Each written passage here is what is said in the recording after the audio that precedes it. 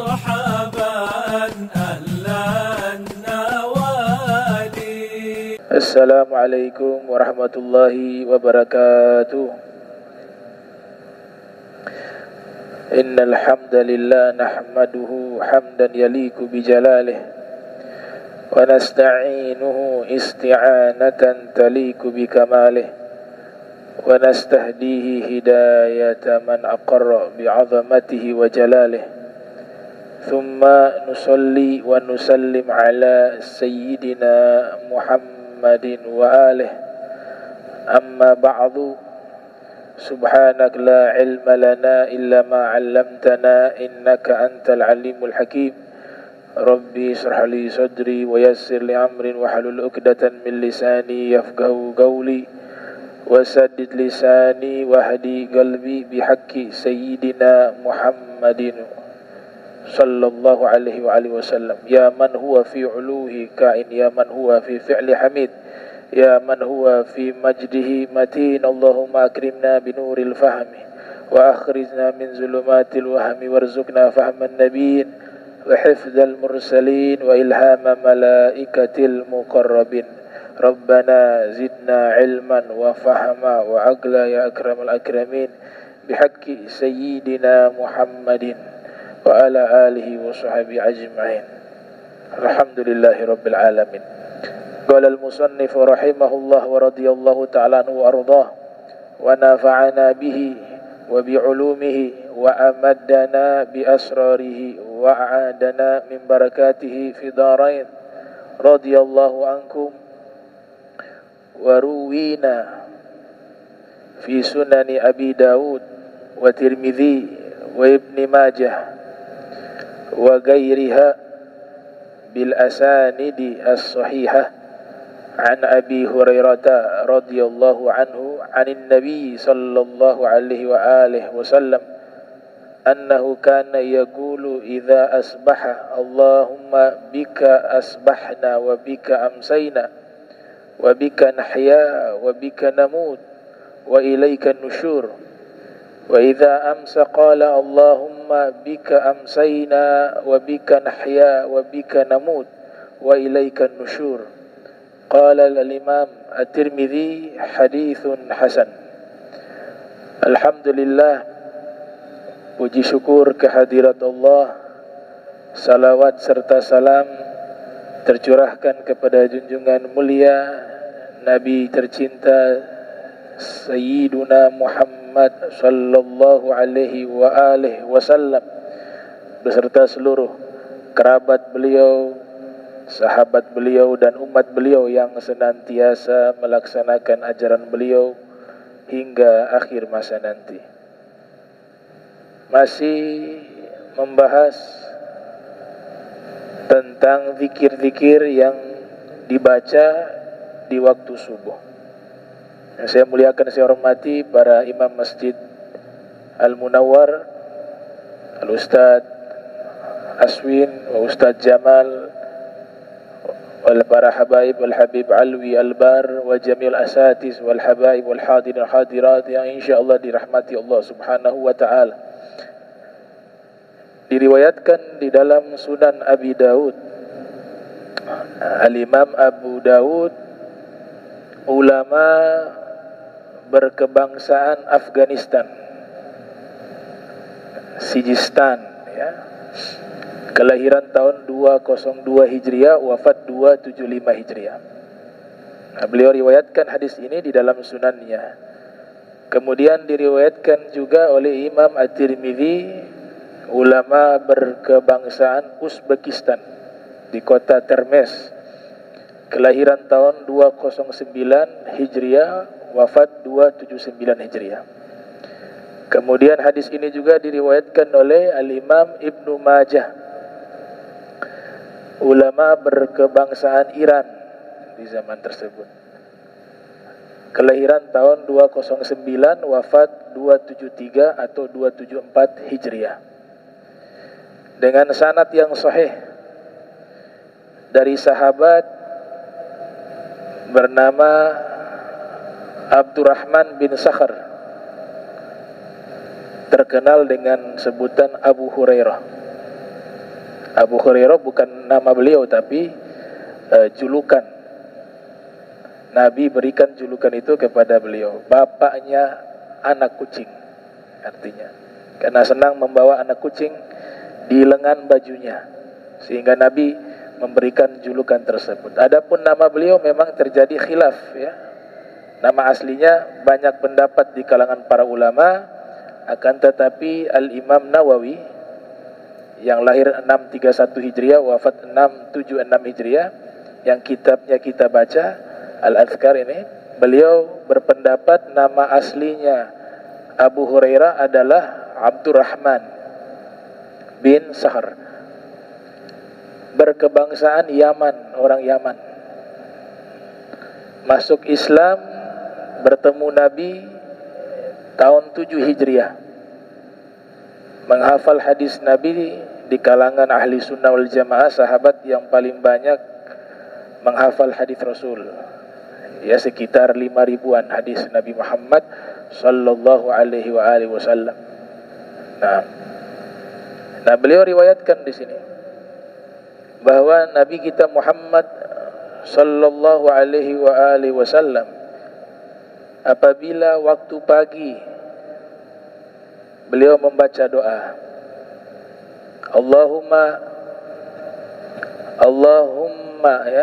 Allahumma bika asbahna wa bika amsayna wa bika nahya wa bika namut wa ilaikan nusyur. Itu setiap pagi Rasul memulai paginya dengan membaca doa tersebut. Ini menunjukkan bahwa Nabi kita Muhammad sallallahu alaihi wasallam sehari-hari beliau tidak lepas dari ibadah.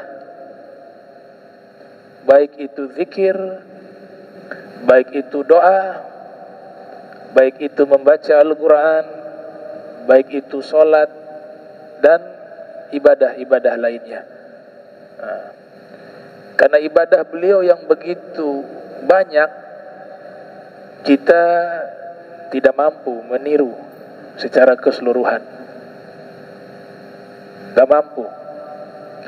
Maka ulama yang dikenal dengan golongan para sufi, mereka membuat istilah thariqah. Thariqah itu cara ibadah Nabi, baik fikir, baik qiraah dan sebagainya. Maka ada yang mengambil bagian A, tokoh ulamanya yang meracik atau mengumpulkan tata cara ibadah Nabi, dinamakan dengan nama beliau. Semisal Syekh Abdul Qadir Al-Jailani, maka dinamakan Thariqah Qadiriyah. Ada yang mengambil tata cara ibadah Nabi bagian B, misalnya tokohnya yang mengambil ibadah bagian B namanya Abu Hasan As-Sazili. Maka karena beliau yang mengasas, dinamakan thariqah tersebut dengan nama beliau, namanya thariqah Syadziliyah. Ada juga yang mengambil tata cara ibadah Nabi bagian C, namanya Syekh Bahauddin Naqsyabandi. Maka thariqahnya nisbat kepada beliau, thariqah Naqsyabandiyah, dan seterusnya. Itu pemahaman sederhana kenapa banyaknya thariqah sufiyah. Ya, bukan mereka mengada-ngadakan sesuatu yang baru, tapi mereka mengambil aktivitas ibadah Nabi yang terlampau banyak. Ada yang mengambil bagian A-nya, ada yang mengambil bagian B-nya, dan seterusnya. Itulah diistilahkan dengan thariqah. Nabi memulai paginya dengan membaca doa, Ya Allah, kami ada di waktu pagi dengan sebab-Mu. Kami ada di waktu sore dengan sebab-Mu. Kami hidup hari ini dengan sebab-Mu. Dan kami juga akan meninggal dengan sebab-Mu. Dan kepadamulah kami akan kembali. Itu doanya luar biasa tuh. Setiap pagi. Ya. Likulli ummatin ajalun. Fa idza jaa ajaluhum la yastakhiruna sa'atan wa la yastaqdimun. Semua umat sudah diberikan batas hidup, ajal. Mereka tidak bisa menunda sesaat pun kematian tersebut dan juga tidak bisa memajukannya. Di surat Nuh Allah Ta'ala berfirman, ani'budullaha ya wattaquhu, ani'budullaha wattaquhu wa ati'uni yaghfir lakum min dhunubikum wa yuakhirkum ila ajalin musamma inna ajalallahi idza jaa la yuakharu law kuntum ta'lamun. Yang artinya, jika ajal Allah telah tiba, tidak bisa ditunda. Lau kuntum ta'lamun, seandainya kalian mengetahuinya. Kullu nafsin dha'iqatul maut wa innama tuwaffawna ujurakum yaumal qiyamati faman zuhziha 'anil nar wa udkhilal jannata faqad faz wa mal hayatud dunya illa mata'ul ghurur. Ya, banyak sekali ayat Al-Quran menceritakan tentang kematian, ya, ajal. Nah, kita sebagai mukmin juga harus memikirkan hal itu. Memikirkan hal itu. Siap tidak ketika saat ini ajal itu tiba? Siap maupun tidak siap, ketika datang ajal, tetap dia akan menjemput kita. Mau lari dari ajal, tidak bisa. Qul innal mauta alladhi tafirruna minhu fa innahu mulaqikum thumma turadduna ila alimil ghaibi wasyahadah fayunabbi'ukum bima kuntum ta'malun. Baik. Jadi doa bangun pagi saja sudah ingat akan kematian, ingat akan Allah. Itu diajarkan oleh Nabi kita Muhammad sallallahu alaihi wasallam. Makanya jangan tunda-tunda kebaikan. Saat ini kita hidup, saat ini juga manfaatkan waktu itu dengan baik. Jangan nanti deh, besok baru saya berbuat baik. Jangan, saat ini. Kata Ibnu Umar mengatakan, idza asbahta fala tantadir masa wa idza amsaita fala tantadir as-sabah. Kalau kamu sudah berada di waktu pagi, gunakan waktu itu untuk kebaikan. Jangan lagi tunda di waktu sore. Dan jika kamu telah berada di waktu sore, gunakan waktu sore itu untuk kebaikan. Jangan tunda lagi di waktu pagi. Karena tadi masalahnya ajal, kita tidak tahu kapan dia datang. Wa ma tadri nafsun bi ayyi ardin tamut. Tidak ada satu jiwa mengetahui di bumi mana dia akan meninggal. Nah, jadi orang cerdas, kata Nabi, setiap saat siap menyambut kematian. Itu orang pintar, kata Rasul Muhammad sallallahu alaihi wasallam. Ya.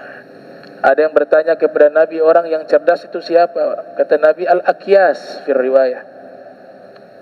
Al-aqyas, orang-orang cerdas itu adalah orang yang mandana nafsahu wa amila lima ba'dal maut. Orang yang selalu menghitung dirinya, evaluasi, dan mempersiapkan amal baik sebelum datangnya kematian. Itu adalah orang-orang cerdas.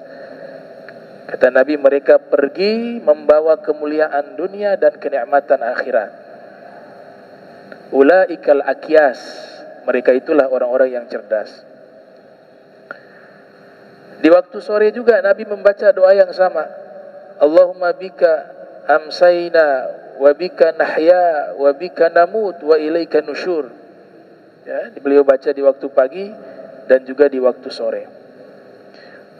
Wa ruwina fi sahih Muslimin an Abi Hurairah radhiyallahu ta'ala anhu anna an-nabiyya sallallahu alaihi wa alihi wasallam kana idza kana fi safar wa ashar yaqul sam'a sami'un bihamdillahi wa husni balaihi alaina rabbana sahibna wa afdil alaina a'idhan billahi minan nar. Diriwayatkan kepada kami di dalam Sahih Muslim. Imam Muslim ulama asal Naisabur, Iran. Asal Iran, Naisabur. Zaman dulu namanya Persia. Kelahiran tahun 204 Hijriah, wafat 261 Hijriah. Menurut Imam Az-Zahabi dalam kitab Syiaru A'lami Nubala, yang lahir tahun 673 Hijriah, wafat 748 Hijriah. Dari Abi Hurairah bahwa sesungguhnya Nabi kita Muhammad sallallahu alaihi wa alihi wasallam kalau sedang safar atau di waktu akhir malam biasanya beliau membaca doa sam'a sami'un bihamdillahi wa husni balaihi alaina rabbana sahibna wa afdil alaina a'idhan billahi minan nar. Itu doa yang beliau baca ketika safar atau di akhir malam. Waruwina fi sahih Muslim an Abdullah ibn Mas'ud radhiyallahu anhu qala kana an-nabiy sallallahu alaihi wa alihi wasallam idza amsa qala amsayna wa amsal mulku lillah walhamdulillahi la ilaha illallah wahdahu la syarika lah. Qala rawi urah qala fihinna lahu al-mulku wa lahul hamdu wa huwa ala kulli syai'in qadir. Rabbi as'aluka khaira ma fi hadhihi lailati wa khaira ma ba'daha wa a'udzu bika min syarri ma fi hadhihi lailati wa syarri ma ba'daha. Rabbi a'udzu bika minal kasli wa su'il kibri atau su'il kibari, ya, bukan kibri, kibari. Ini doa biasa dibaca oleh Nabi sallallahu alaihi wa alihi wasallam apabila tiba waktu sore. Ya, ini artinya cukup panjang. Itu doanya tadi. Amsayna wa amsal mulku lillah walhamdulillah la ilaha illallah wahdahu la syarikalah ila akhir doa. Ini banyak sekali doa-doa yang beliau baca di waktu subuh dan waktu sore. Kemudian dalam riwayat yang lain, ini lanjutannya tadi itu doa. A'udzu bika min adzabin minan finnar wa adzabin fil qabr. Wa idza asbaha qala dzalika aidan asbahna wa asbahal mulku lillah. Yang artinya di bagian akhir, aku berlindung padamu dari azab di neraka dan azab di dalam kubur.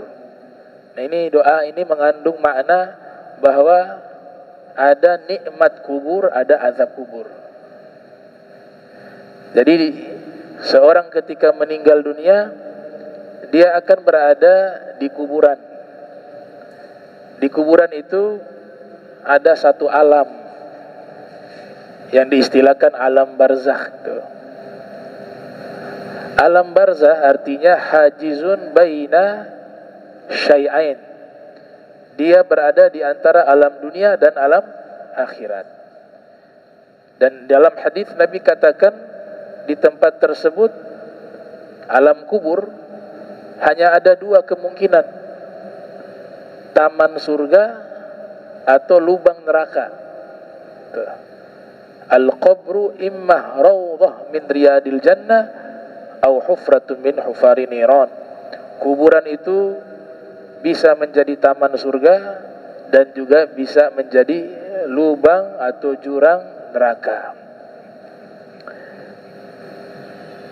Waruwina fi sahih Muslim an Abi Hurairah radhiyallahu anhu qala jaa rajulun ila an-nabi sallallahu alaihi wa alihi wasallam faqala ya Rasulullah ma laqitu min aqrabin ladagatni al-barihah.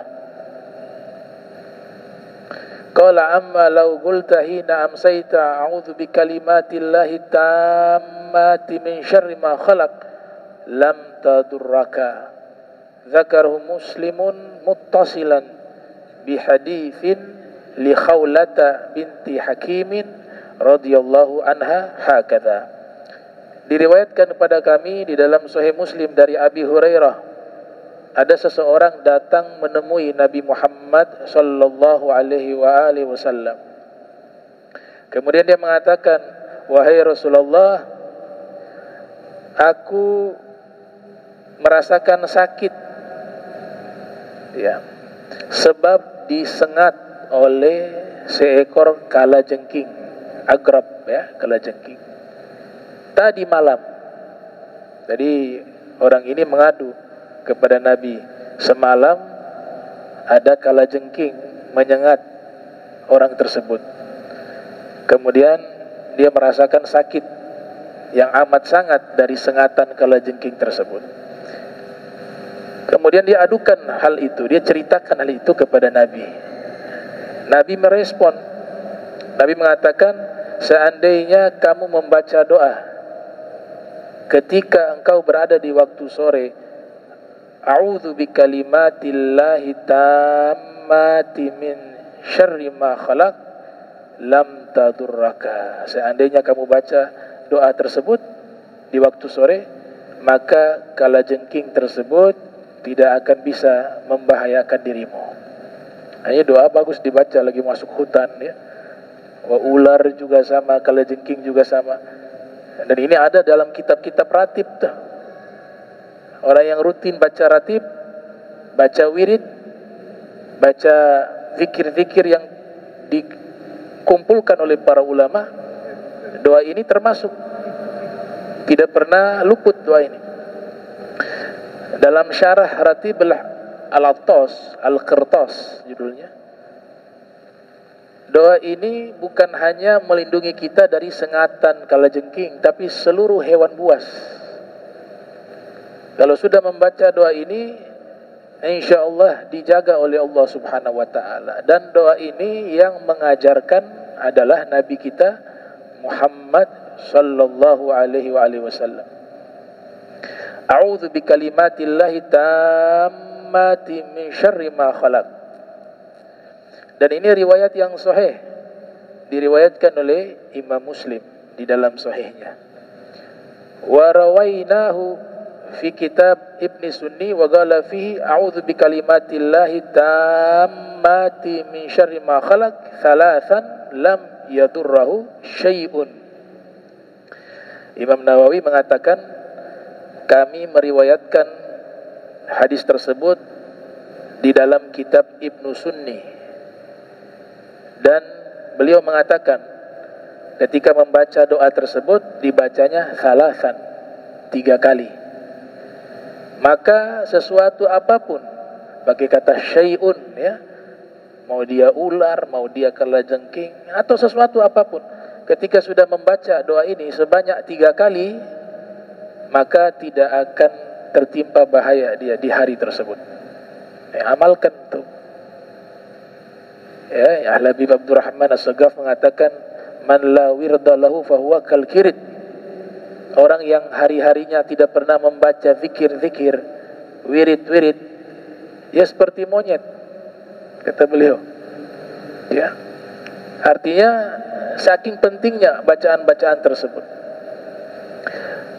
Ulama sudah mengumpulkan kitab-kitab, ada Hisnul Hasin, ada kitab Riyadul Jannah, dan yang paling terkenal Ibnu Sunni dan juga Imam Nawawi, Al-Azkar Nawawiyah. Tapi di situ adalah pembahasan hadis. Jadi menjelaskan doa-doa dan zikir-zikir dari Nabi, tapi diterangkan hadisnya.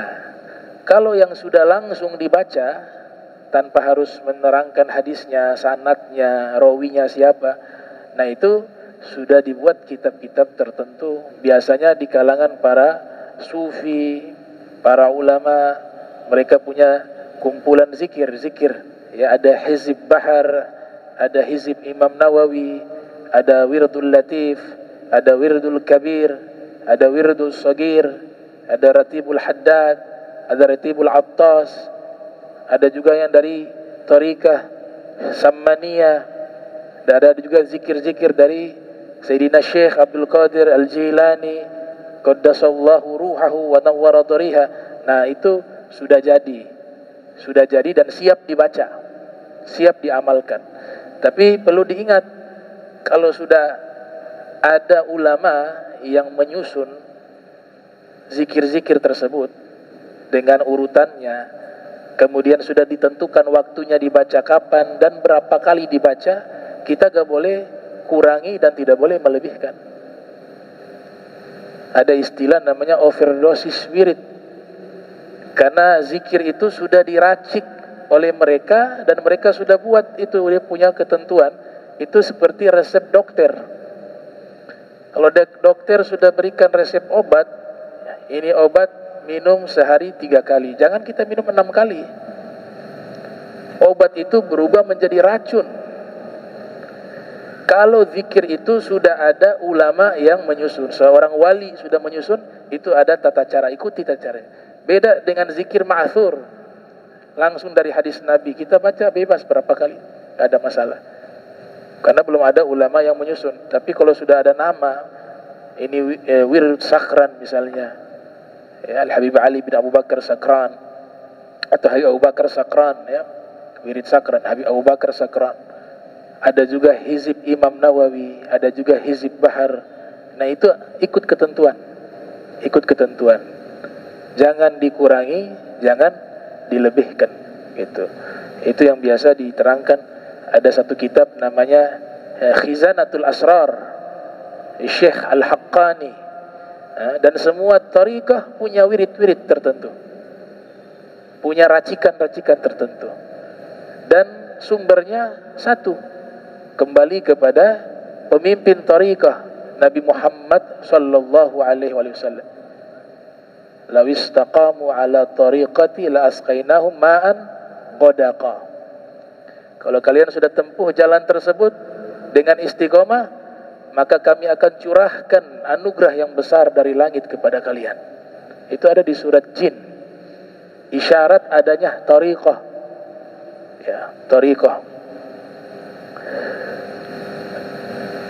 Kemudian di sini dilanjutkan oleh Imam Nawawi, waruwina bil isnadi sahih fi sunani Abi Daud wa Tirmidzi an Abi Hurairah radhiyallahu anhu anna Abu Bakr As-Siddiq radhiyallahu anhu qala ya Rasulullah murni bi kalimatin aguluhunna idza asbahtu wa idza amsaytu qala qul Allahumma fatiras samawati wal ardi alimal ghaibi wasyahadati rabb kulli syai'in wa malikah asyhadu an la ilaha illa anta a'udzu bika min syarri nafsi wa syarri syaitani wa syirkihi qala kulha idza asbahta wa idza amsayta wa idza akhadta majja'aka qala at-Tirmidzi haditsun hasan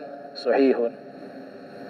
Sayyidina Abu Bakar Siddiq pernah mengatakan, wahai Rasulullah, perintahkan padaku beberapa kalimat yang aku akan istiqomah membaca di waktu pagi dan di waktu sore. Kemudian Nabi ajarkan, bacalah doa tersebut, ya, Allahumma fatiras samawati wal ardi alimal ghaibi wasyahadati rabb kulli syai'in wa malikah asyhadu an la ilaha illa anta a'udzu bika min syarri nafsi wa syarri syaitani wa syirkih. Apabila kau membacanya di waktu pagi dan di waktu sore, dan engkau membacanya juga di waktu tidurmu, nah itu gunakanlah zikir-zikir atau doa tersebut. Ini diajarkan oleh Nabi Muhammad sallallahu alaihi wasallam kepada Sayyidina Abi Bakar. Yang penting zikir itu punya manfaat, bisa terasa. Dia punya syarat yang utama itu satu, mendawamkan istiqomah. Semua amalan ibadah, asarnya, pengaruhnya itu bisa muncul, khasiatnya bisa terlihat dan bisa dirasakan, salah satu syarat yang harus dilakukan adalah continue, istiqomah. Kita gak perlu terlalu panjang-panjang ya zikir. Ini panjang kan doa-doa Nabi ajarkan. Antum istiqomah saja, tajdidul wudu, itu punya athar yang luar biasa. Tahu tajdidul wudu, menjaga wudu setiap saat dalam keadaan suci. Itu siapa yang istiqomah itu tajdidul wudu 1 tahun deh dia istiqomah, itu atharnya, pengaruhnya sangat besar.